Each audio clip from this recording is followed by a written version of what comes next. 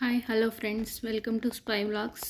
ఈరోజు మనం ఎంతో టేస్టీగా ఉండే మూంగ్ దాల్ కిచడీ ఎలా చేసుకోవాలో చూద్దాం. ముందుగా దానికి కావాల్సిన పదార్థాలు: 2 పచ్చిమిర్చి, 1 క్యారెట్, 1 ఆలు, 1 ఉల్లిపాయ పొడవుగా కట్ చేసుకొని పెట్టుకొని, 1 టమాటా అండ్ 2 కరివేపాకు రెబ్బలు. ఒక 1 అవర్ ముందు 1 గ్లాస్ పెసరపప్పు, 1 గ్లాస్ రైస్ తీసుకొని వాష్ చేసుకొని నానబెట్టి పెట్టుకోండి. దానికోసం తాలింపు కోసం ఒక కడాయిలో నూనె వేసుకొని దానిలోనే చెక్క, లవంగాలు, షాజీరా అవన్నీ వేసుకొని ఆనియన్ వేసుకొని ఫ్రై చేసుకోవాలి. ఇందులోనే కట్ చేసిన క్యారెట్, ఆలు, పచ్చిమిర్చి వేసి ఫ్రై చేసుకోండి. ఇందులోనే టమాటా కూడా వేసుకోండి కట్ చేసి.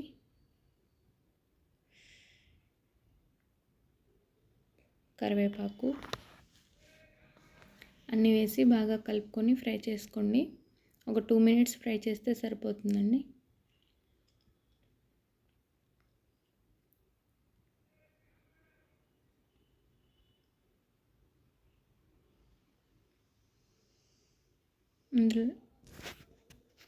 మూత పెట్టి ఒక 2 నిమిషాలు కుక్ చేయండి. ఇందులో ఆలు, క్యారెట్ ఇవన్నీ మన హెల్త్కి చాలా మంచిది. ఇందులోనే ఫ్రెష్గా దంచిన అల్లం వెల్లుల్లి పేస్ట్ 1 స్పూన్ వేసుకోండి. వేసుకొని కొంచెం పచ్చివాసన పోయే వరకు ఉడికించండి. ముక్కలు కూడా కొంచెం సాఫ్ట్ అవుతాయి.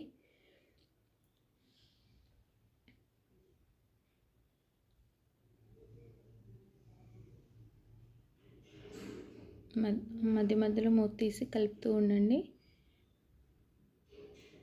ముక్కలు కొంచెం సాఫ్ట్ అయ్యాయి. ఇందులో మనం వాష్ చేసి పెట్టుకున్న పెసరపప్పు, రైస్ అవి వేసుకోండి. పెసరపప్పు మంచి ప్రోటీన్ ఫుడ్ అండి. పిల్లలకి చాలా ప్రోటీన్స్ వస్తాయి దీనివల్ల. పిల్లలకి అప్పుడప్పుడు వీక్లీ వన్స్ అయినా పెసరపప్పుతో కిచిడి లేదా పొంగల్ అలాంటివి చేసి పెడితే చాలా మంచిదండి. దీనిలోనే ఫ్రెష్ బఠానీ వేసుకోండి. కొంచెం సాల్ట్ కూడా వేసి బాగా కలపండి. అప్పుడు రైస్కి ఆ ఫ్లేవర్స్ అన్నీ పడతాయి. కొంచెం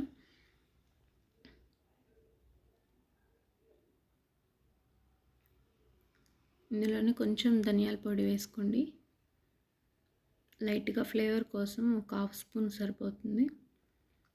అన్నీ వేసి బాగా కలపండి. కలిపి ఒక 2 మినిట్స్ మూత పెట్టి సిమ్లో పెట్టేసేయండి. 2 మినిట్స్ తర్వాత మళ్ళీ ఒకసారి కలుపుకోండి. తగిన వాటర్, మీరు 2 గ్లాసులు 1 కప్ పెసరపప్పు, 1 కప్ రైస్ తీసుకున్నారు కాబట్టి 4 కప్స్ వాటర్ తీసుకోవాలి.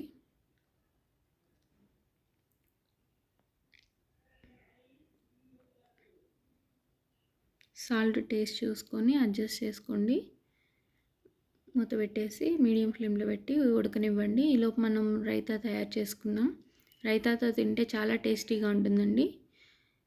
రైతా కోసం పెరుగుని కొంచెం చిలుక్కొని అందులో సన్నగా కట్ చేసిన ఉల్లిపాయలు, పచ్చిమిర్చి, తురిమిన క్యారెట్, కరివేపాకు చిన్న చిన్న ముక్కలు కట్ చేసుకొని వేసుకోవాలి. సాల్ట్ వేసుకోండి మీ టేస్ట్కి తగినట్టు. బాగా కలుపుకొని కొంచెం థిక్గా ఉన్నట్లు అనిపిస్తే కొంచెం వాటర్ యాడ్ చేసుకోండి. ఎంతో టేస్టీగా ఉండే పెసరపప్పు కిచడీ రెడీ అయిపోయిందండి. మీరు కూడా ఒకసారి ట్రై చేసి చూడండి. నచ్చితే సబ్స్క్రైబ్ చేయండి, లైక్ చేయండి, షేర్ చేయండి.